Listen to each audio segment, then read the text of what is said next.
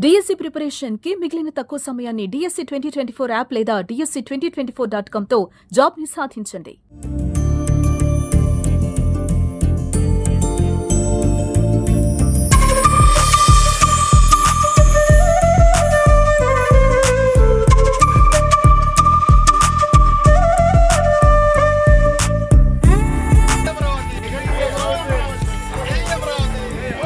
అమరావతి పునఃప్రారంభం కార్యక్రమానికి ప్రజాప్రతినిధులు ప్రజలతో పాటు అమరావతి ప్రాంత రైతులు భారీగా తరలి వస్తున్నారు.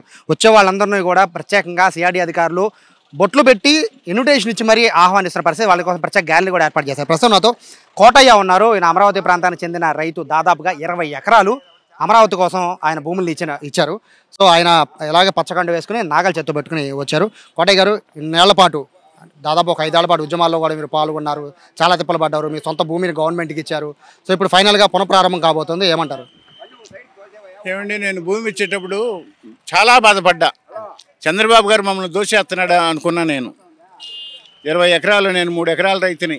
ఆ వ్యవసాయంలోనే 20 ఎకరం అయ్యా. నేను వ్యవసాయం చేసుకుంటా, 10 మందిని బతికించుకుంటా, నేను బతుకుతా, కుటుంబానికి ఆదర్శగా ఉండి 20 ఎకరాలకి వెళ్ళా. 4 పిల్లలు పెళ్లిళ్ళు చేసుకున్న ఆ వ్యవసాయాల్లోనే. నాకు భూమి ఇటు ఇష్టం లేదు. బాబు గారిని చాలాసార్లు ఏమండి మమ్మల్ని దోషేస్తున్నావు, ఇది మీ పద్ధతి కాదండి, 20 చెండు మాకు ఎత్తున్నావు, 70 చెండు నువ్వు తీసుకున్నావు, దీంట్లో మాకేం వస్తుందండి, మా భూమి అంతా కబ్జా అయిపోతుందని అడిగిన వాళ్ళలో నేను ఒకటి ఫస్ట్, ఇవ్వనాళ్ళలో నేను ఒకటి ఫస్ట్, చివరిదాకా చివరిలో ఇచ్చా. నేను అందరు ఇచ్చినాక నేను ఇచ్చా. అయితే బాబు గారు చెప్పింది కళలు ఇవాళ నిజమైంది. మధ్యలో 5 ఏళ్ళు మేము నానా కష్టాలు పడ్డాం. మరి ఎవరు మమ్మల్ని ఊరు దాటనీలా, ఊళ్ళో గుడి బానీలా, బడికి బానీలా మమ్మల్ని తిప్పి తిప్పి కొట్టారు. అయినా మేము ఇక ప్రాణాలు తెగిచ్చి ఏమి గత్యంతరం లేక ఆడవాళ్ళని అడ్డం పెట్టుకొని, ఎకరం వాడు భార్య కూడా పొలం బాదండి ఈ ఏరియాలో. కానీ ఆడవాళ్ళు 50 ఎకరం ఉన్నాడు భార్య వచ్చింది, ఎకరం వాడు భార్య వచ్చింది. అందరూ రోడ్డు ఎక్కాం, పోలీసులు తన్నులు తిన్నాం, కేసులు పెట్టించుకున్నాం, జైల్లో పడ్డాం, పడాల్సిన అవస్థలన్నీ పడ్డామండి. కానీ ధర్మం గెలిచిద్ది అనేది మాకు నమ్మకం ఉంది. మేము సదుద్దేశంతో ఇచ్చాం, స్వార్థంతో ఇలా. 5 కోట్ల ఆంధ్రులకి ఉపయోగపడుద్ది ఈ రాజధాని, మన పిల్లల భవిష్యత్తుకు ఉపయోగపడుద్ది, మనం వయసు అయిపోతుంది, పిల్లలకన్నా దక్కిద్దాం అనేది ఆలోచన చేసి మేము ఇచ్చామండి.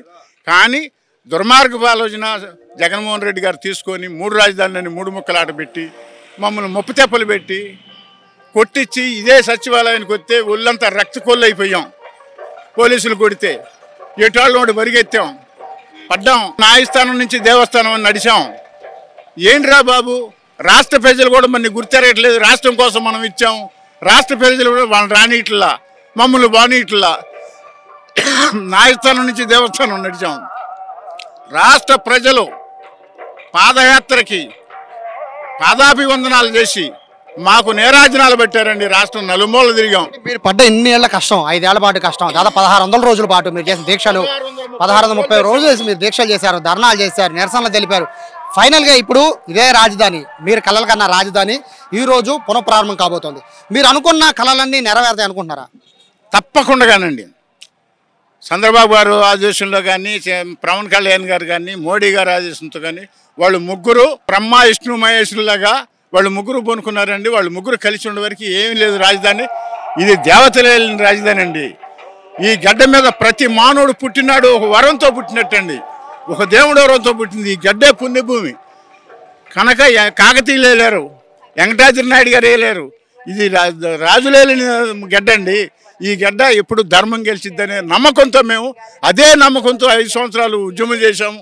ఈనాడు కూడా మా కళలు పండుతాయి అనే నమ్మకం ఉంది, చేస్తారండి.